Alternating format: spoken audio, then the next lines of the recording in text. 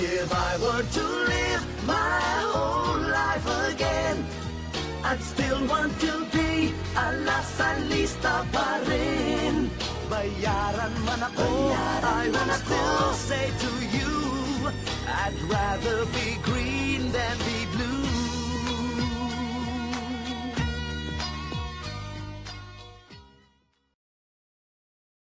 Hello, fellow LaSallians and LaSalle fans. Thank you for listening to another episode of the Quiver podcast. We have a full house here today. More people showed up here than on the Ateneo side last Saturday. So let's introduce the crew who's here with us today. I'm Kiko. Brian, say hi. Hi everyone. Vic. Ano na Salle? Gio. Hey everyone. And Willie. Hello. Hello. All right, guys. I'm sure everyone's happy with the weekend's results. Could we be happier? Do we expect more? Let's discuss it in today's episode. So, the LaSalle Green Archers overcoming the Ateneo Blue Eagles 80-65 at the MOA Arena. KQ, Kevin Cambao, our Big Daddy, 33 points, a new career high, surpassing his career high which he did against UST a few games ago. So, guys, we come in this game 9-1 favorites. I don't know if we were this favorite ever in such a long time. It's our first time to sweep Ateneo in 11 years. But let's talk about the status before going to the games. The status of the rivalry. We only had 8,000 fans, over 8,000 fans in MOA. Most of those on the green side of things. With that number, this game could have been played in Cuneta or Ultra and would have had enough seats for everyone. First, Gio, does this reflect on the state of the rivalry? What did you make of? I don't remember anything LaSalle game being this with this kind of attendance. Well, I don't think it affects the state of the rivalry at this point. I think the rivalry is still strong at this point in time. But dami nangyari eh. Like there's tropical typhoon, and people obviously wanted to stay home, and I think that definitely affected the attendance.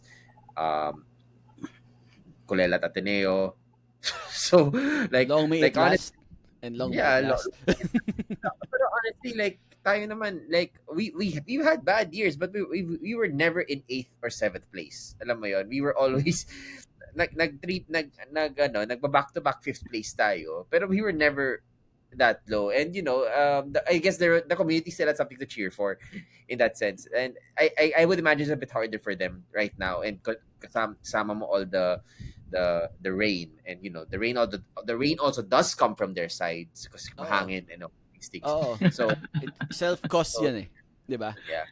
But I don't think the rivalry is down. I do think though, for what it's worth, when there was a time na Ateneo was doing quite well, yung nag-champion sila, we'd go into games na hopeful na matatalo natin sila eh. And in the second half, kasi I was in the Ateneo side, alam mo yun, I in my head, what they were going through was what we went through nung malakas sila. Yung tipong, galing yung players, magaling yung kabilang side eh. Like, when KQ was hitting his shots, when CJ was driving, like I was flashbacking to the time when they were that good, and you couldn't, you just had to respect them because they were above there, they were a level above us at that point in time, and I think that they are showing us that same respect right now in that sense. But they are still hopeful, still. But at the end of the day, rivalries make more sense when you're closer to one another, eh. Yeah. And in terms of competition, eh. And they'd always be the traditional rivals. People still go, like there's still 8,000 people, even though all these factors considered, and I think it's still the same rivalry kahit ano mangyari. They'll try to, for a while kasi pine-play down nila eh. Hindi, mas magaling UP sila yung rival natin. Tas even tayo si UP is on our level, pero I think both of us ngayon naasar sa UP, so we're like, sige, Ateneo na lang Lasal ulit. Okay na tayo dun. Well, if there was a way for them to go both 0-14 Gio, I'll take it, di ba? That doesn't change things. Yeah. mathematically impossible, but if they can go both go 0-14. 14, that'll be a great place. Vic, we've seen Ateneo in the 90s where they're so-called dark ages, and like to Gia's point, our dark ages weren't at that same low. We were in the 8th place, and it's just one season for them. But did you ever see it this kind of disparity in terms of crowd, in terms of the level of both teams in the rivalry in the 3 decades you've been watching? Honestly, hindi. Kasi, although, ang tinitignan ko naman kagabi, baka iba yung attendance kung sa Araneta naglaro. Hindi ko alam correct me if I'm wrong. Baka iba din yung itsura ng crowd kung sa Araneta naglaro na most of the hula ko lang naman, most of the Ateneo students and yung families nila taga doon sila sa QC, so it's much Most likely. more Accessible. comfortable for them to watch in Araneta than travel all the way to MOA tapos alam mo rin naman natalo ka. So parang if kumbaga kung taga QC ka, ba't pa pupunta sa MOA para makita ko lang matalo yung team ko. So baka iba yung itsura niyan kung sa yan nilaro, kung sa Araneta, na I think most or more Athenian students, alumni, and with their families will be able to watch. Mas sa kanila. Mas medyo comforting na talo kami pero we don't need to make that long trip pa uwi sa mga bahay-bahay namin. Pero yeah, even noong 90s, hindi ganyan, hindi singkonte niyang But then in the 90s, you only play ako nakanood ako mostly Araneta lang and sa Rizal. So, and I think that time, even if on those dark ages ni Ateneo, parang ang laro nun is always in Araneta. Parang hindi ko inabot na maglaro Ateneo-La Salle in Rizal or in Ninoy. Puro na yan Saan yung Araneta biggest venue na available So yeah. Yes. games So, were there. pero hindi talaga. Medyo malala yung kagabi na halos there were a lot of empty seats in sa lower box side ni Ateneo. So kailangan yung Willie, yung MOA ba kapon, na kailangan mag-on ng aircon kagabi, nag-on for the first time. Ano mo, mas Rizal game. hindi dapat, no problems with the aircon. Ang problema yung cameraman ng UAAP. Oh, 8,000 pa nga lang Problema kalaban talaga. natin. 8,000 na nga lang. Yung sinasabi ni Vic na vacant spot ng lower box ng Ateneo, lumipat kami doon. Itong Yamaha naman, bubakawin na kami dito. Ayaw talaga. Ano ba problema nyo, UAP? Discrimination na to, Kayo sa Nisin Cup man kayo dapat 218. Dapat inabangan nyo sa 218 si Nisin Cup man. Malapit lang sa amin yun. Nauna pa yung diba? Nauna pa yung gangrene kaysa sa amin For the listeners listening, dream after the Salle Championship, it is Willie's dream na ma-feature dun sa Yamaha Flex Cam. Willie has just mag-biker outfit ka na sa next outfits, helmet, leather jacket. Tapos may good morning towel. Teka muna. May good morning towel. Baka meron diyang nagbebenta ng motor. Baka Willie mag-sponsor sa atin para kada recording natin, meron tayong sariling brum-brum episode dito. Tayo na lang. Yeah, Willie, mag-helmet ka, messenger bag, good morning towel. At para complete yung package, meron bata sa harap, tapos may sa likod. Nakasanay sa likod. Pero full motor package. School bag.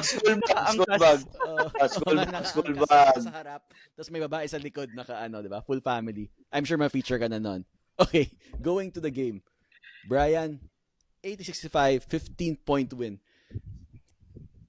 Is it wrong to say, am I being greedy to say that I felt I could have won by more? Hindi naman. I think with the 20 turnovers, mataas pa din siya. Improvement from 26. If we last time nata 26 nung against Ateneo first round. So I think if we clean that up a bit, we could have gotten more possessions. Tapos maganda yung offensive rating natin. we could have had more nga. And Ateneo had 18 points of our 20 turnovers then. So if we just do the math there, yun, Tinon, tinon. hindi siya greedy to say na, 15 points could be 20, could be 25. Kasi di ba tinalo natin Adamson by 25. So parang capable naman. So I would say sayang, but a win is still a win and nakuha naman natin yung wish natin kay Willie na lumagpas tayong 69. What? Umabot Do you naman, think umabot. do you think the turnovers were the main culprit for us not putting a bigger, gap between us? Because the story of the game was we'd build a lead, di ba? We attacked early and they'd come back, go within striking distance. Same thing, pull away, they'd come back and even had that late run in the end, di ba? Na paasahin I sila ng would konti. say ang costly part dito yung mga travel and offensive fouls, especially yung kay Mike Phillips. Parang tingin Oh, ko yeah, yun 3 din fouls in the first yung quarter. Oo, yun din. So parang nag-early foul trouble siya. And then yung offense natin kailangan mag-adjust in a certain way kasi wala yung energy niya inside the paint. So we had to make our shots from perimeter or we had to attack with yung mga players na sanay doon. So sina Vorre, sina EJ, sina Kevin. Sila yung they have that in their bag. Pero hindi lahat ganun ka brave like them. So they had to opt for perimeter shots or get themselves into the free throw line. Which I think we did well. 72% is above average sa standards natin sa Lasal. Siguro yun nga, yung turnovers na half they happened. Kasi for example, the Mike Phillips incident one. Yung hindi nangyari yung offensive niya kay Lazaro that earned him his third foul. Then the dynamic of the game shifted. Then he could have played more. And if he had played more, then baka hindi rin nagkakumpiyansa yung Ateneo in the paint because they had 22 points in the paint. So isipin na lang natin, he only played 18 minutes. Normally, he would see 24 plus minutes in a game. So yung 6 minutes na yan, baka nabawasan pa yung output ng Ateneo. So factor din yung turnover for me. Yeah. Vic, turnovers, are these... We've seen, diba, first round pa lang, it's been a consistent problem of LaSalle, right? Had 20 turnovers almost in every game this season, but we're still at a 10-1 loss card. Do you chalk it up to it's a consequence of our style of play? Diba? With KQ, with his risky passes, with our aggressive style of on offense. Is it something we have to live it and learn how to win games with those kinds of turnovers? Sa akin, oo. Kasi parang most of our turnovers is really, most of our turnovers are parang more of nag-experimento ka eh. Parang you wanted to, may easy path ka na, pero you wanted to try something out. Kasi medyo I can attribute it with how comfortable we are playing with each other. Parang, alam ko si ganito na sa pwesto na yan. Si ganito alam ko ano yung kakat yan eh. So parang, pwede mo na itira or pwede mo na lang to make an easy pass. You still, baka baka mas okay pag dito ko, pag ko, kick out ako, for example. Things like that. I think may isang game na di ko alam kung si Kevin din ba to, parang sinabi niya na marami lang iniisip. That's why they were really, ang taas ng turnovers kasi you can really make it simple and yet, we choose violence. Joke lang. We choose the, we choose the, we choose the, Maraming inisip sa court or off the court na diapers, Ay, gatas, bata, ganun. Hindi naman ganun. yung off the court di ka makakaligtas. Yan ang totoong pressure. Kumbaga sabi nga ni Coach Cholo, yan ang totoong pressure. Basketball wala kay iniintinding pressure diyan kasi naglalaro ka lang eh. The real pressure is yun nga, be a family man and you need to put food on the table, 'di ba? Yan ang tunay na pressure. It's not here. It's not while playing. So I think for me the maraming iniisip in terms of you want to help the team be better. Pero yun nga, instead of doing the easy simple plays, kung ano yung normal pattern nyo, marami ka pa ibang iniisip eh. Behind the back ko kaya to. I-kick out ko na lang kesa i-drop pass mo sa big mo sa ilalim, parang ganun. Pero segue ako ng konti kay Bride dun sa traveling calls. Even as nag-adjust kami dun, kasi pati ako nagdadalawang isip na ako. Actually, tumitingin lang ako ng FIBA ng video sa YouTube kung ano ba yung traveling o hindi. Kasi pati ako na parang ang awkward, ang nakita ko kasi parang they want to dribble it first before you move your feet. Mhm. Pag tinitignan ko siya, parang ang awkward ng galaw, ang awkward ng movement. Kaya minsan talaga nagmumukhang kailangan nakataas yung nakapahakbang ka na bago ka mag-dribble. Yun yung so hindi ko, medyo siya, recently lang naghigpit itong mga UAAP officials natin regarding those traveling calls. So, it's not just to give context to the viewers, listeners natin. It's not just sa Mensa. Kasi kagabi, ang dami. On both sides, hindi lang to sa atin. Even sa side ni Ateneo, ang dami ding.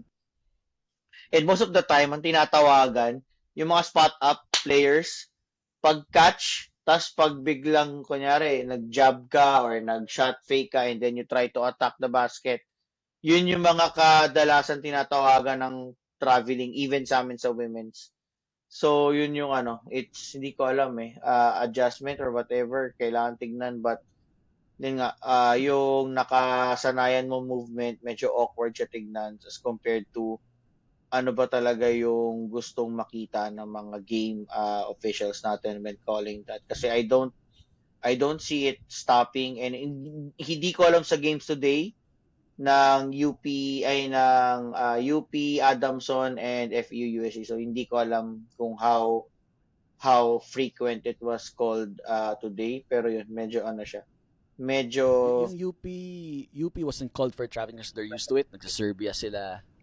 Nag-European tour. So, traveling is no issue for them. tama. All to end up in second place. Diba? Tama. Second place. Pero singit ko lang if you guys watched the Team USA in the last FIBA tournament, sina Booker, Curry, they were called Dami din, travel. di ba? Ang dami din So, medyo siya It's really, medyo hindi ko Going pa alam. towards what FIBA rules are. Yeah. Oo, Yeah. Yun, medyo Probably. siya. Pero, gusto ko din idagdag, nung nanood ako ng NCAA kanina, may mga ganong motion. Hindi tinatawagan ng travel. So parang naninibago ako, parang sabihin ko, travel na yan Tapos parang, hindi pa, okay. So parang, Di ba? Yun din sana yung gusto ko sabihin. Kasi sa NCAA kanina, both games for CSB Ayak and for Arellano Baste, yung movement na nakikita ko sa UAAP, hindi siya tinatawagan sa NCAA. So, I don't know. Hindi ko alam. Ano ba, which is really which? Knowing NCAA more flexible, they're a bit more flexible with the rules. Pwede ka mag-ice pick doon, flagrant 1 lang yun if I remember correctly. Gio, Ice pick talaga. Kung kutsilyo, flagrant 2 na yun. Gio, we were always worried about that. As a bad habit of LaSalle teams, that we keep teams engaged. We're always favored, but we give other teams confidence, diba? And that's how they stay in games. Ateneo, we always say, Gio, Willie, Vic Bryant, walang mayabang na Atenista kasi redundancy yon, diba? Yes. Atenista mayabang na. Redundant yon. Tama. Walang aircon yung classrooms Kaya nga walang aircon. Imagine mo kung may aircon pa. As our friends say, wrong grammage, diba? Gio, were you worried that Ateneo, we were giving Ateneo opportunities to stay in the game, giving them confidence that maybe they might snatch it in the end, given the flow of the game? How did you feel about that? Yes, I was a little bit worried, but I think this is a lot of it is PTSD, post-traumatic stress disorder to. Like, okay, so parang yesterday the lead was around down to 12. There are two guys behind me and they were saying, kaya pa yan. Manageable lead. I take a look at them and say, yeah, with this team, kaya pa yan. And parang natawa nila sila sa akin. They kind of, I think they kind of agreed with me, but I think the reason why is because UP we were up by 20, UST we were up by 20, and and especially in UST game, like we were in cruise control, and then in the last 5 minutes in the fourth quarter, parang like all of a sudden and namalas tayo. But That's I'll tell overtime, you yeah. why I got worried. Yeah, but I'll tell you guys why I got worried. I got worried kasi Kid Tevis hit a three. Like that doesn't happen. Oo nga. Yeah. Nag-sag Oo. nga eh. Yeah. Hindi siya binantayan eh. Yeah, so when that went in, sabi ko, wait lang, teka lang, Porter hit a three. He can make it. Kuhn was a little bit cold. Espinosa also made a Si 3. Espinosa made the three.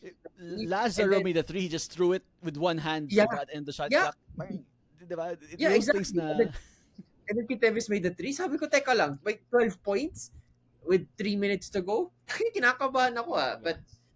But in all seriousness, I will flip the script by saying baka natuto na tayo finally against that Hopefully. UST, against that tight game against UST, against going down by going allowing UP to come back, because we controlled the clock better afterwards. We made better shots, and I still don't think that yung kay KQ was a travel. No. Personally lang yun. Personally lang yun. And that would have brought the lead back up to, I think, 14 or 10 or 12 at that point in time. So I think we're learning, and Ateneo coming back at like that was a good test for us.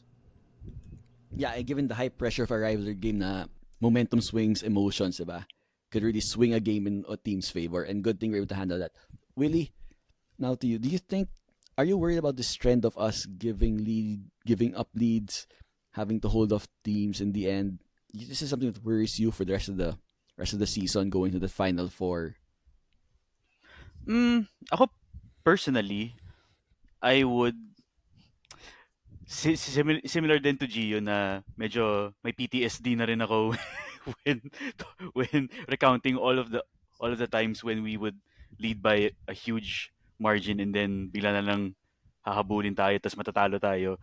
So, personally, based on my experience, it is concerning for me, pero on the flip side, the, this current team getting to experience this many opportunities na Yeah. they're padding the lead tapos bigla na may hahabol, and then at least for the recent few games na ever since yung UST game na yun, or yeah, this Ateneo game was a good test then, to see if they've learned their lesson.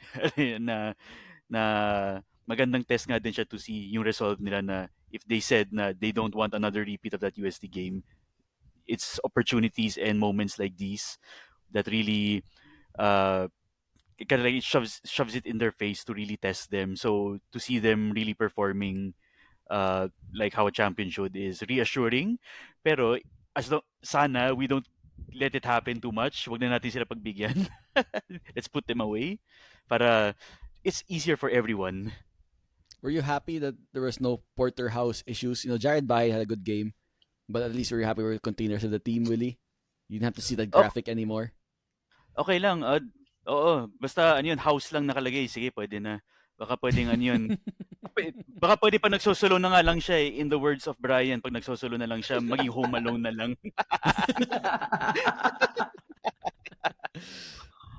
I think we had one commenter say that there, I mean, hindi lang Porterhouse, mayroon pang T-Bone, 'di ba? Si Tuano at si Bongo for some reason. Si Bongo kahapon, -26. Bisyo Oo nga. magserbisyo. Bisyo magserbisyo. Yan may malasakit center para sa mga nasa lista, 'di ba? Si Bongo. Okay, Brian, let's talk about, we talked about the team, talked about how we handled that situation. Let's talk about individual players now. I think the biggest story was KQ, right? 33 points, new career high. He really carried us. He was even telling the press in the post game that nagbukaw siya as per coach's instructions. What did you make of Kevin Cambao, KQ's performance? I guess he just really earned it. Tipong he was feeling it in the game.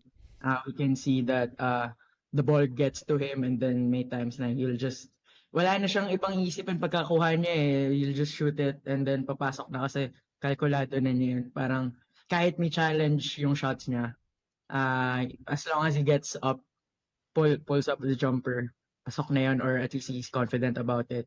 And if napag-usapan naman nila yun ni Coach Lopez or ano, that's good kasi at least merong flow pa rin yung offense kahit sabihin natin na sa kanya lang karamihan yung shots.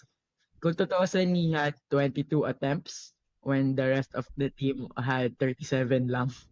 So, for a player, that's a lot na share. Malaking share yun. And maka 33 points ka talaga if you get that bulk of the attempts. But I think it's also a way for him to really announce himself na ano, I'm the undisputed MVP. Not that there's anyone close to contend. Wala lang. He's just a different talent and he's stamping his class individually. But yung ginagawa niya, hindi naman pilit na parang binabakaw niya parang okay, gusto ko mag-stat pad, gusto ko mag 40 points, 50 points. Hindi naman ganun. Parang his teammates are also looking for him and then at the same time, kahit 2 lang yung assist niya sa stat sheet, he's also looking for his teammates from time to time kasi alam niya yung defense pupunta sa kanya pagka may opportunity sila. So they're just trying a system siguro na baka there's an explosive outing from him but at the same time, ito, nakita naman natin after him, medyo balanced yung scoring ng teammates although hindi ganun kalapit sa output niya. Yeah. So I guess this is something they're working on na situational. Now, if he's hot, then he can have a game like this. But if he's cold, then at least they can look at other ways to address that. As well as nung UE game. Yeah. Vic, we've had memorable individual performance against Ateneo before, di ba? Let's not talk about Lim Eng Beng kasi natin na ano yan eh, di ba? That's legendary performance. But we've seen the likes of, di ba, recently si Jeron Teng scored 30 points. Joseph Yo, that Final Four game. Does this KQ performance stand out for you in terms of, do you put it alongside those other performances of being that memorable? Pwede. Pero kasi although may mga ibang perspective na I think the other performances kasi medyo competitive si Higher Ateneo eh. stakes? As compared to this game na alam mo talagang hindi sila ganun kalakas eh. So, but then ang sabi ko naman, it's not their fault, 'di ba? Hindi naman yan kasalanan ng team na ganyan yung itsura ni Ateneo and we still need a win.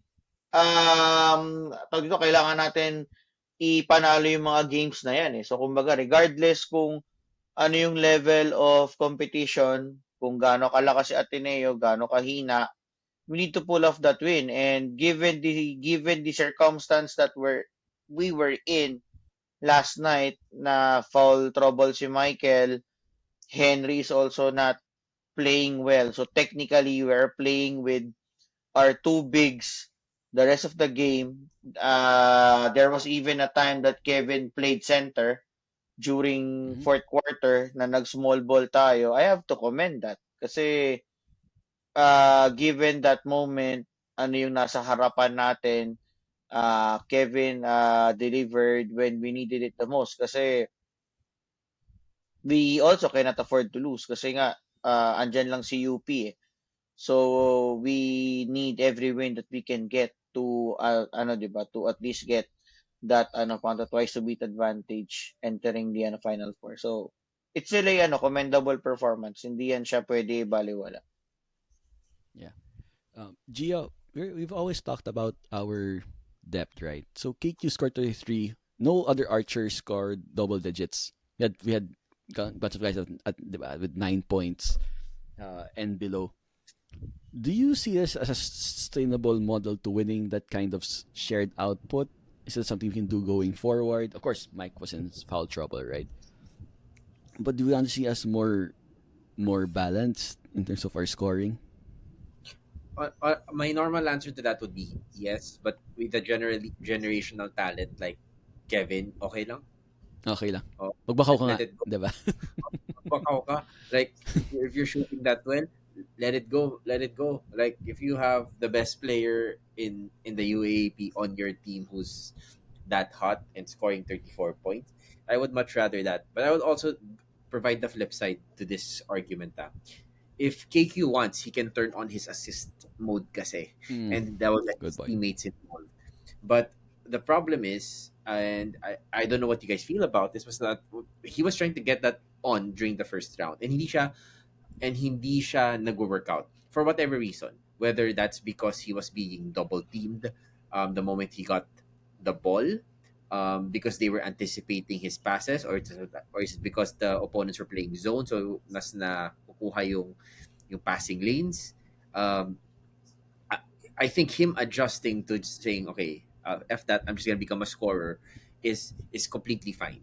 And I'm not particularly worried about it because if you take a look at our stat sheets, naman, generally a lot of our players scored 9 points, eight, Mm. 7. It was still relatively balanced in that sense. And if we let Bahay score at will, Ateneo let KQ score at will also. Yeah. Between those two, KQ na lang You tayo. take So parang KQ. Yeah. yeah, parang game to game, like I'm okay with this, and I think it's fair for us to adjust. But eventually, like we'll have games where he struggles, we'll have games where it's a little bit harder, and I'm sure that the rest of the people pick it up. All right. Question to you then to Willie. Who were the players who stood out as having good performances? Which players kind of seem I want to see a bit more from going to the final stretch of the second round? Kasi Ako, first Ateneo off, games bago ako, are high pressure diba? So you mm really see the character of these players. So it's a good test. Oh, sorry, Willie. Go ahead. yeah, ano yun, first off, before I focus on our player, shout out lang din kay Espinosa, idol. The best ka talaga. Free throw Di ba lang lang ako siya? na-entertain. Minsan, Sobrang minsan ko na lang entertain i-score na talaga ako second. na nanalo kami. May ilang years pa Sobrang si Espinosa. entertaining. I-extend natin. I-extend natin. Yeah, yun nga. We can waive eh. Pwede siya No mag-10 years. eligibility requirements. Pwede siya mag-10 years sa UAP. Ako bahala. We are willing to waive it. Yeah. Yes, we are willing to waive the eligibility para forever andyan si Ian. The Espinosa rule. Yan tawag dyan. Just for Yeah. you. Yeah. Oo. Dahil sa'yo, Espinosa, ano yun, ang sobrang entertaining ng Section 217 sa borderline. Kung narinig mo may sumisigaw na pangalan mo, kami yun. Chiri-cheer ka namin. The bad thing is it's a bad sign when the Athenians are booing you and the Lasallians are cheering for you. Not at least. It's not a good sign for a player. Parang may diba? Yeah, Anyway, but go ahead. ayun. Aside from on our side, who stood out for you and who needs, I think, a bit more room to grow? Ako, it's nice for me to see CJ get a good game. Because we really need a consistent slasher, which CJ sorely provides us. And if you've been watching the few games, he was kind of on and off. No, although you would see the effort that he really gets, no, in drawing the defense when he slashes. It's just unfortunate he wasn't able to finish as much here in Ateneo game. And it was nice to see him get back into form kahit papano. Of course, for context, CJ is just coming off from an injury in the preseason, so relatively towards the late first round lang din siya nakabalik sa atin. So you could make an argument na he's still getting into the rhythm of things, but hopefully we see more of how he played against Ateneo last night or the other night. And ayun, it's still nice to see Josh David provide stability, Yeah. not to the team, even if he wasn't in his usual scoring. That's helping him place higher in the statistical points race, but really the stability that he brings, yung playmaking niya, is still very much needed by this team. That and siguro those are the positives what I see from this team. Siguro for improvement, siguro ano yun, si Mike medyo kumota siya nung nung nag-explode siya during yung earlier games natin kasi para medyo recently medyo I don't want to call it a slump, pero maybe it's also a factor of of opposing teams focusing more attention on him, kaya medyo mas nahihirapan na rin siya. But I think it's also maybe something mentally din. Like last night, this is not a dig against him, pero it's like it wasn't just me, but even you guys who watched. Medyo he seemed out of it in the game. Not his usual very locked in self. Medyo I, I don't know, medyo distracted siya, I think, or I'm not sure, but it was nice to see a glimpse of him all fired up, no, na focused, naka-game mode siya during that yung last few minutes of the fourth quarter. At least kahit paano it brought him back. Pero I would really like to see Mike get his head in the game more. Because moving on, we're ending the second round, moving on to the semifinals, and hopefully the finals. We really need him to stay focused and try not to get into foul trouble in the first quarter. Hopefully, don't get like 3 fouls, diba? Don't do that in the first quarter. Oo. Gio, Okay nang we tatlong felt, traveling na lang. buti pa, diba? At least that's fine. Gio, we felt Mike's absence during this game, diba? With the foul trouble, and one of the reasons because we need Henry again to step up, who's been on and off this season, mostly off. Some games been struggling to find his role, trying to play within himself. He had a good game last game. This game struggled again. I think he's the only one player who didn't score for the Salle. What do you make of his performance? Um, I think I think he needs to really go back to the basics. I guess if I were to advise him, like as a person, I just really to go back to the basics. Parang what the opponents kasi do right now is when he gets the ball, parang matik yung double team sa kanya eh. Alam mo yon? Like So matik napanic siya. yung wait, Yeah. yeah, we can pressure you, and if we can pressure you, then you'll probably have a turnover. The stat sheets naman don't say he played so bad, right? Like he had I think one turnover. Overall, yung plus minus niya was not as bad. All things considered, but that doesn't. But we need him to be like a stronger contributor for us because um him, Raven, and Mike all offer different things to the team, both offensively and defensively. And and if he'll be able to step up a little bit more, like it it solidifies our chances of getting that back to back, eh. And it's really important. So I hope that he'll be able to gain his confidence back. And to be fair, like I see with Coach Topex, still gives him time, is doing better against other teams. But and hopefully he'll find his stride over the next 3 games, diba? Like yeah, UP might be a tough ask, but you're playing against NU na walang import. That's a Yep. good time for you to come back. FEU maybe not as much kasi malakas yung import nila. I mean, malakas compared to him. But that's the time when you can also get the basics back in order, eh. So the next week and a half is pivotal for him and for the rest of the team. Yeah. Okay. Now looking at the bigger picture, Brian.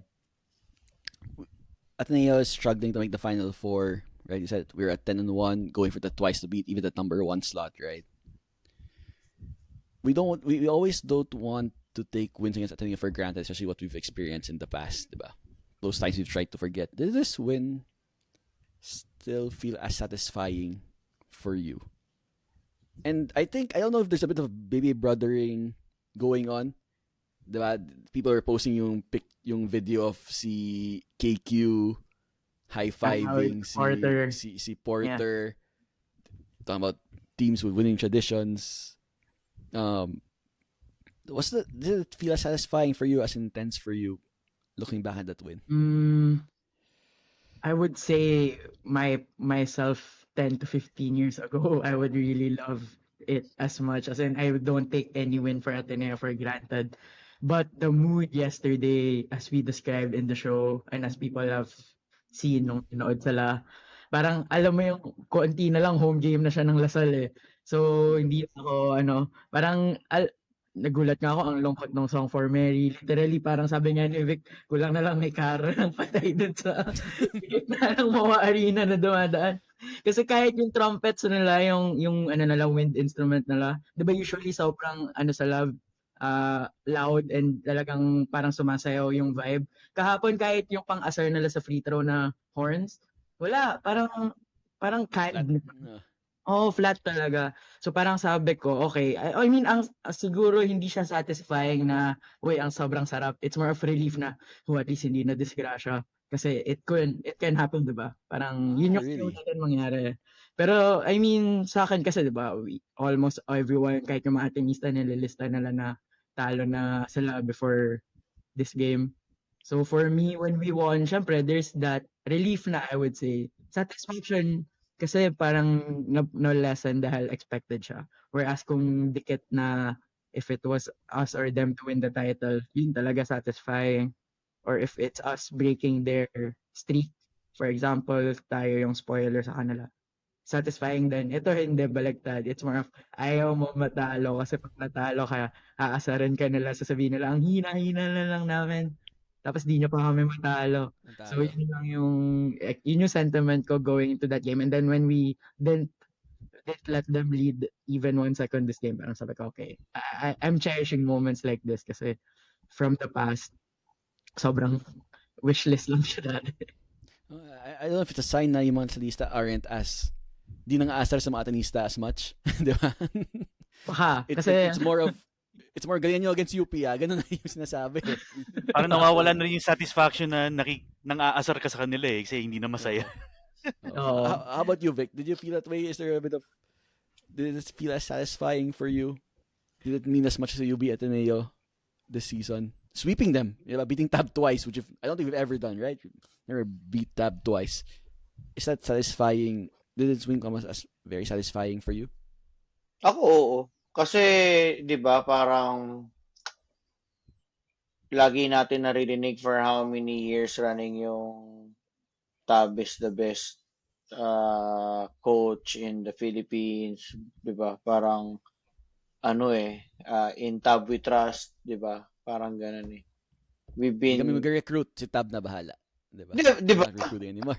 Seriously, that's what we've been hearing for how many years. And, I've been waiting for so long for this moment to say na kailangan mag-recruit.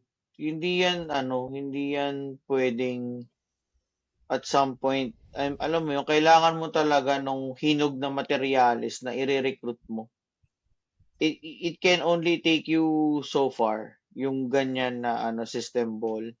It can take you somewhere but not a championship ending for you. Kaya ako, tuwan-tuwa ako kasi in a way, proven pa rin talaga na talaga, para sa akin kasi 50-50 talaga yan eh. Coach and the player should really go hand in hand, mag-buy-in sila sa kung ano yung gusto nilang kailangan gawin na sistema eh. So with this, yung nangyayari ngayon sa Ateneo, yun yung proof na hindi uubra yan. Kahit si Phil Jackson pa yan, kung wala siyang materialis, di rin siya mananalo eh. 'Di ba? So it really have to be a 50-50 thing. Parang kahit superstar ka, kung wala din magtuturo sa iyo ng diskarte kung paano mo didiskartehan yung mga makakalaban mo, hindi ka rin mananalo niyan. So it's really have to go it has to be it has to go hand in hand. And Di yung and if coaching Tab is staff with the staying, players. if Tab is staying to develop this team, diba? You don't really see any gems na you don't see the high ceiling on these players yet So let's see if Wala. he can work his magic there. Oo. Ako right Outside of wala. high. Honestly, kasi pati nga 'di ba, na I think na kwento ko to sa inyo kagabi kasi 'di ba yung article parang sabi ni Bahay na parang I'm not happy because I scored 22 but it's out of the system. Parang sa akin, in fairness, Bahay had to take those shots. Wala rin bang pwedeng tumira dun eh. Walang ibang You are the system. if you will take a look doon sa laro kagabi, ikot ng ikot yung bola. Walang walang maka-create ng sariling tira sa kanila eh. Kailangan spot, no? Kailangan spot sila. Yeah. Kailangan talaga may magki-create, may mag-feed para may ma-open, catch and shoot. Which is, yan yung system nila for how many years running. Nagkakataon lang talaga na they have these players na talagang, for example, swerte sila na they had 30, they had Nietos. Ange, si Nietos, 'di ba? Parang swerte lang din sila na nagkataon na meron silang ganong mga players. And right now, they don't have any. Uh, Jared, parang sabi ko nga, 'di ba? Nirecruit ka dahil magaling ka, andiyan ka sa posisyon na 'yan, tira mo 'yan. Kasi wala nang may ibang merong gustong tumira eh. So yes, it's out of the system, but you have no other choice. You have to Sana carry pala your team. nag-system play siya. Yun ang Sana pala nag-system play siya para nag-30 tayo. para 30 yun lamang natin. Parang kung ayaw mo pala ng ganyan, sana di ka tumira, 30 yun Oo. lamang namin. Mas masaya pa kami ngayon. Parang Pasa mo kay narrative, Espinosa. I stuck. Ipasa mo kay Oo. Espinosa. Pasa mo kay Espinosa, kahit nasa bench, pasa mo dun. Di ba? Parang, ano siya, kaya yun, sobrang saya. I'm still happy that we swept them. It's been a while, I think 11 years, tama ba? 11 years. Parang Yes. it's been 11 years and um yung mga pinag-uusapan natin even years back since Tab arrived in Ateneo, it's now happening. Parang hindi ka pa rin mananalo na hindi pwedeng coach lang ang magdadala. You've got to have talent on your team as well for you to win. Hindi pwedeng wala. Brian, anything to add? Good. Okay naman na. I think ano na lang, if anything, buti nagawa ulit natin tong season sweep. Kasi naalala ko nga 2016. I mean, intalo lang natin no second round. For some reason, we dropped that. Yeah. Parang it took a shine a bit off nung nag-champion tayo. So, I mean, now hindi na naman nagagawa yung sweep ng entire, pero at least we got the sweep over Ateneo. And it's something that I hope our fans will get used to more in the coming years. Let's see. Hopefully becomes the norm. Or Gio, they can like 2008, they can start recruiting referees again, di ba? Like 2008. That'll make it What's that? Or commissioners. Or commissioners. Di ba? If they can May kaagaw sila. May kaagaw sila sa may kaagaw sila sa commissioners. May kaagaw. Please stop bringing back my post-traumatic stress. And like speaking of this whole post-traumatic stress, like looking at talaga at the Ateneo crowd kahapon, I'm like, dude, we were in your seats a few years back. Except ang masasabi ko lang pala sa Ateneo crowd, to their credit, is whoever watched that game sa MOA, wala nang pwede sabi na fake fans sila. True fans, mga true believers kayo. Absolutely. And and nobody from Vietnam commenting on things, No trolls. Legit, hindi kailangan ng Vietnamese. Hindi kailangan ng Vietnamese, pare. But at least, Gio, we were in there. At least when we were going through the times, we were in the actual seats in Araneta or MOA. They were in their seats at home for yesterday's game. That was the difference. No. Yeah, go ahead. I will say this though. I arrived in MOA yesterday, 3:00. Nasa 7th floor na ako nagpark. When we used to watch 5 years ago, I would arrive in MOA an hour and a half before. I would still park in the 3rd or 4th floor. So, mabigat pala. Baka may Halloween party pala sa SMX. I think the caveat there, Gio, is how Ateneans, they parallel park on vertical lanes, diba? So I think that's the reason the parking gets taken up, to be fair. So, ayun yun. Konti na lang no? Konti na lang sila. Konti na lang, inuubos. Sabay kasi ng Ateneo-La Salle game kahapon was my EV fare, my car EV fare, and also the post-wedding fare. So, baka doon na pumunta yung mga Atenista. Uy, ano po rin, meron din travel expo sa SMX as well. Baka doon na lang sila pumunta. Actually, we'll give them a pass. The UP team was in that wedding fair, di ba? Lagi silang bridesmaid and never the bride eh. This follow the... Ganyan kami dati. Hopeful nung kali, pero pagdating ng finals, kapos lagi. Always the bride, never the bride. So I think the UP players were there yesterday. Yeah. Okay. Guys, speaking of UP, speaking of Ateneo, On Wednesday, it's the Battle of Katipunan. Ha? Meron ba ng laro? Yup. Kala ko bakasyon na. Meron, 'di ba? Kala ko, Kala ko sem. Eh. It's the horror show. It's a game we don't want to win. Dapat ano sila parang World Series yan. Parang World Series. Dapat pwede sila pares matalo eh. Kung yung option lang available. So, given where UP is, but given our history with Ateneo, I'm gonna ask you one by one. Who would you rather win that game? I know we're both cheering for the Bata Comet to hit. Where are they playing? Amaranto? I don't know. Mowa ata eh, Mowa. Gawa na. Oy, wag. Pag mawa, wag. Wag. Collateral damage yan. Wag mowa. Collateral damage. Malapit office ni Vic doon. Malamay. We love our employers. So. Employers. We're cheating for the Comet or the Meteor, Deep Impact Armageddon style. But if we had to have a winner, who are you rooting for? Okay, I'll start with you, Willie. You can just wash or bleach your mouth after saying your answer if you need. Ako, purely for LaSalle's benefit, purely just looking for LaSalle's benefit, I hope Ateneo wins. Go Ateneo tayo sa Wednesday. Kahit na... You get blue! Ang hirap sabihin nun! Very scary Halloween natin. Oo. Gio? I'll have to side with Willie. Purely for LaSalle's benefit. As in... Sorry. Personally kasi,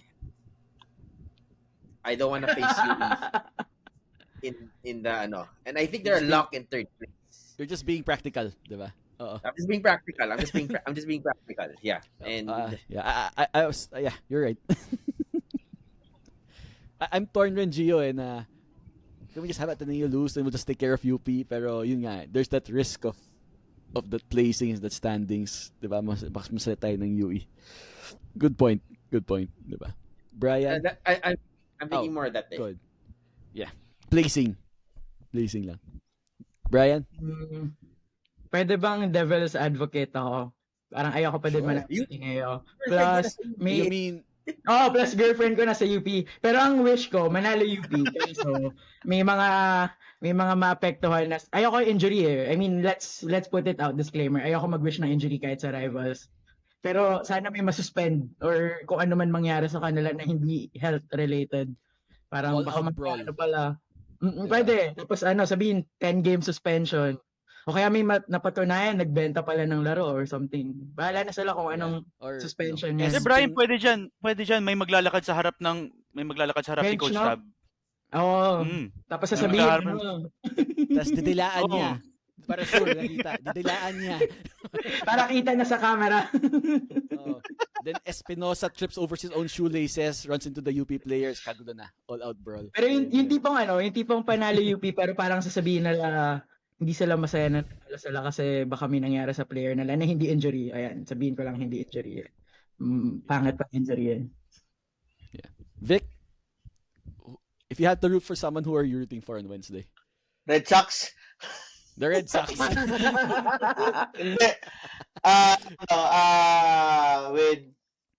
With all that's been happening right now, hindi ko ever especially dito sa Spitgate issue natin, So, I'm rooting for Ateneo to beat UP on Wednesday. Yun lang, may naman sasabihin. Oo, wala eh. I mean, wala na ang ebidensya, pa tumigil eh, 'di ba? Mag-toothbrush tayo lahat pagkatapos, ha? Kailangan. Yes. Chemical Magmumug na ako eh. Mouthwash. We definitely need it. Okay, guys. Thanks for your answers. Let's see what happens Wednesday. For the final topic, it's our favorite Derechohan hot take segment, brought to you by Blue Fire LPG, the only blue that's right for you. Okay, guys, KQ, like we said, 33 big points against Ateneo. We know he'll be there among the LaSalle greats, right? He'll be mentioned alongside of Lacasio, Meyerhofer, if you haven't seen our episodes, catch them, talking about the 2004 championship. He'll be mentioned along these LaSalle greats individually, he's the best player in the UAP in college basketball. And really, he'll always be remembered as LaSalle player for Gate LaSalle. He has one championship now, right? Winning it last year. The closest comparison to the previous LaSalle great that we had is arguably Jeron Teng, who won 2 championships for us, right? So the Derechohan hot take or hot topic for the day is: does Kevin Cambao, need another title to surpass Jeron Teng's LaSalle's legacy? Diba? Okay, let's go around the table. Let's start with Gio. Does He needs KQ 4 need another title titles. to surpass Jeron's legacy? He needs 4 titles to He surpass needs. Jeron. Pang So he has to stay Renren dapat. for Pang 3 Renren. more years. 2 more years. Oo. Oh. I think, what was Jeron's career high sa UAP? 35, 38? 30-35. Remember- Yung kalaban yung NU. Si Yeah, the Ray Park. Oh, Bobby Ray. yung out nag-head-to-head sila ni Bobby Ray Parks. Yep. Yung Oo. shootout sa Bobby Ray Parks. Yeah. So Jeron has 2 titles, has iba yung MVP nun eh. Ibang usapan ng MVP nun eh. Pero yung he needs baka 4 more championships. Okay na ako. He has to stay 2 more years. He can't leave yet. No, yung sabi. Yeah, I mean, he 'di ba? He wants to play with Kian para magkabarkada sila nung bata pa sila. Yeah. Childhood dream come true, 'di ba? Jacob after pa. nun, Diba sinabi niya, dream teammate, Jacob. Oh. Jacob is another dream teammate. Sulitin na Ano? niya. So why don't he make dreams come true and also get the 4th? Oh, di ba? Then he'll surpass the Tang conversation. He'll be in that Ritualo conversation, di ba? After that. Oh, Ganun. I'll put it out there. If he does that 4, I think baka masurpass niya pa nga si Renren eh. That's a very Baka. interesting discussion. He has to stay though. So I think that's for KQ. So KQ, if you want your jersey up there, di ba? You know what you need to do. Yeah. Willie? Ako, yeah. 4 years. Kevin, please. Sige na. Para ano yun. That's the only way for me to forget that 2009 to 2012 and Oo. what yung dark ages na yan. 4 straight championships, yun lang talaga. Come on, help a brother out. Because as of now, he's on the same level. He's the same number of championships as Ray Jan Lee. So he has to surpass yun. Siyempre, kailangan niya lang pasan yun. Ferdinand, diba? Si Alabes. Oo, Ferdinand. Para sila, pati si Manoj Sandoval, para sila. Well, you cannot take that kick to win multiple championships. Di ka pa papayag. Oo. Oo. You are in great company but don't you want to be in the best company? Oh, ayan, di ba? Alpha Company. Okay ba kayo dyan? Oh, dyan. Alright, Brian, does KQ need another title surpass Jeron Teng in terms of LaSalle? Pound for pound, no? Kung ang Ayun. usapin lang surpass Jeron, oo, tingin ko at least enough na yung 1. Pero ang tanong ko sa kanya is, si Jeron lang ba yung barometer na gusto niya i-surpass? Yeah. Yun! What you Ganda! think? Ang daming meron Yan. pwedeng i-surpass. Eh. Naiiyak na ako. So, yung tanong lang naman ni Kiko was kung si Jeron lang, yeah, isang title lang kailangan niya. Pero he has to ask himself, marami pang pwedeng lagpasan. Si Mayor Zam, pwede niya pa lagpasan. Third championship. dalawang championship si Mayor Zam eh. Di natin makakalimutan yan. Lagi ko nakikita sa kamay ngayon. Ano niya, kailangan niya tumakbong politiko para malagpasan si Mayor Zam. Kailangan niya tumakbong senador. Sa Muntinlupa siya. Kailangan niya tumakbong senador para mas mataas na siya kay Mayor Zam. Mayor si Zam senador siya. Mas mataas siya doon. Mm-hmm. But guys, are we saying that KQ is really individually a better basketball player than Jeron Teng? Is that something we can say? In terms of achievement siguro kasi at least he's getting called up sa national team given what he's doing. Kasi si Jeron parang may limits yung style of play niya. Mas all around si KQ. Yeah, mas si Kiambao, mas parang mas adaptable na tipong international scouts are looking for him. How about you, Vic? Does KQ need another title? Oh, go ahead, Willie. Ano yun, pandagdag lang din kay Brian. Oo, mas shooter talaga si Kevin compared kay Jeron eh. High school pa lang, daddy na eh. College naman. College naman. College. College. College. Sabi na si Jeron lang yung plan naging daddy. Tapos si Kikyo advanced talaga na. Oh. Nauna pa nga nanganak Nauna yung pa. part yun. Hindi naman surpass na niya. So, alright. Do you think Vic, do you think KQ needs another title to surpass Jeron in terms of LaSalle greats? Ako, oo. Kasi, if I'm a superstar, validation yan na at least dalawa kay. Kasi, it's nice to win one, but it's harder to defend.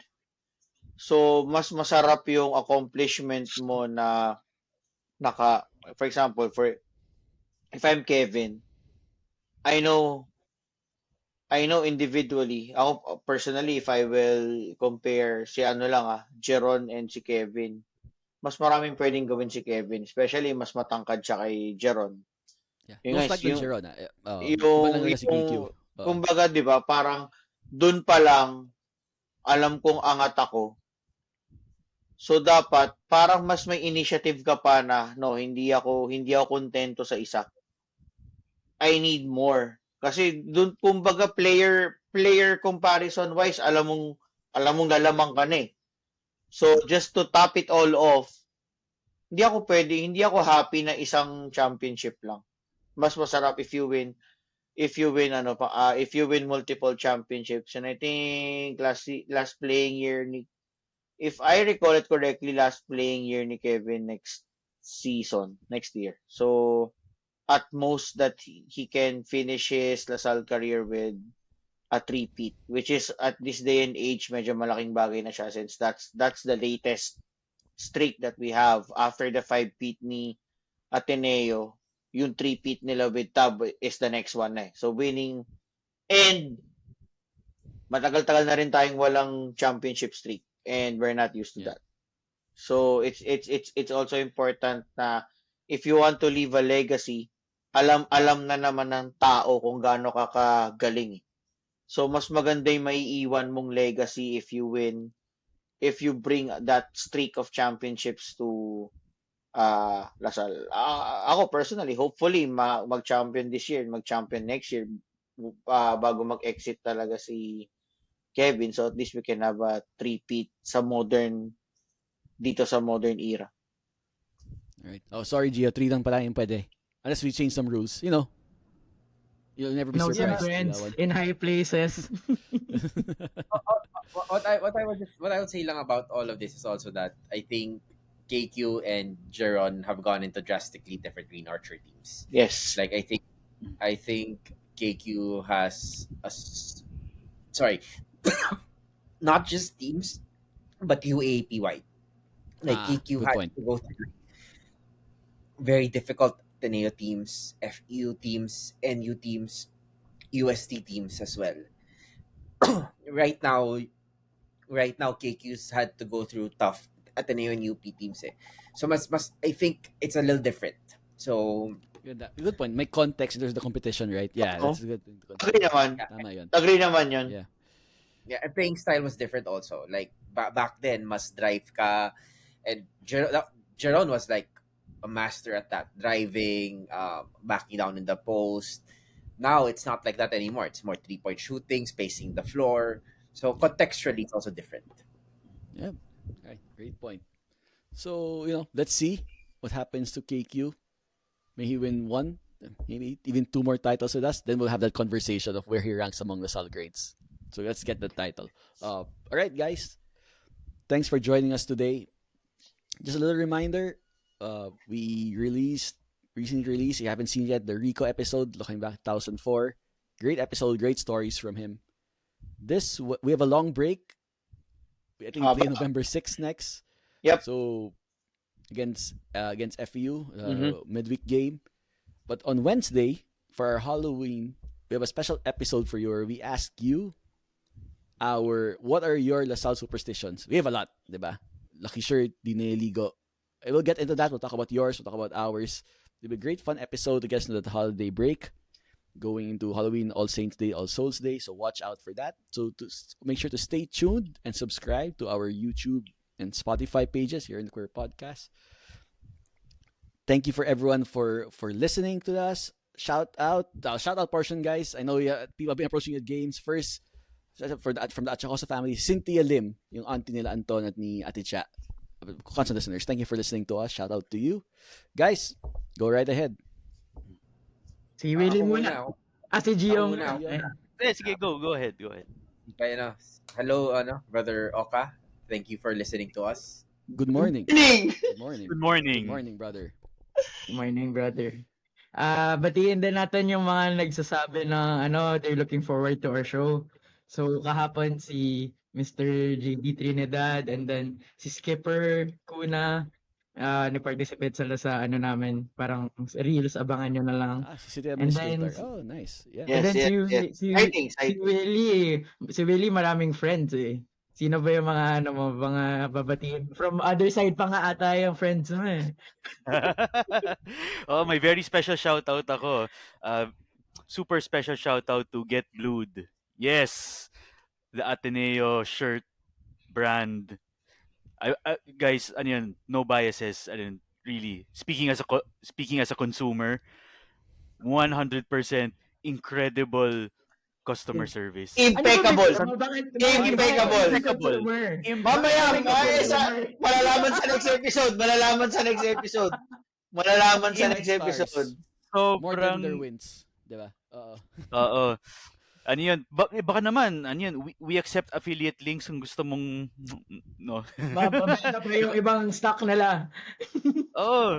Nakabenta kami ng shirts niyo. You're helping deplete some inventory. Parang gano'n yan eh. Tinutulungan lang ni Willie kaysa naman sunugin. 'Di ba? Tulungan mo na lang maubos yung inventaryo nila. Bawi pa yung pinanggastos. Oo, bawi pa. All right, Vic.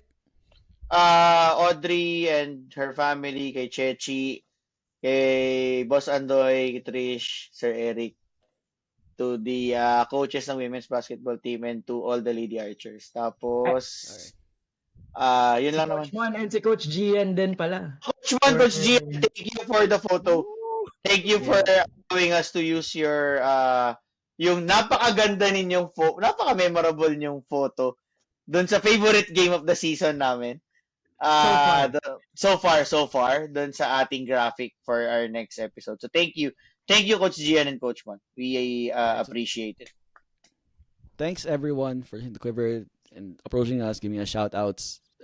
Kay Gio, kay Brother Bernie, studying Gio nga to start behaving. If we say something wrong here, Lagot tayo. Hindi lang ako yung mapapagalitan, pati tatay ko sa teacher niya yun sa Green Hills eh. So, parang ako yung mapapagalitan. So, if I say something wrong. Okay, guys. So, big win against Ateneo. It always feels great, no matter the circumstances. Masarap talaga. Always satisfying. Guys, thank you for Nice. listening. Ay, may isa pang hindi na shout out. Meron na- hindi na shout out. Ay! Oo! Meron, si Gab Cometa from CSB Blazers. Thank you for missing the free throw kanina para yung final score nyo kanina ay 69-65. Tatag ka namin pag pinost namin tong episode na to. Congrats na din.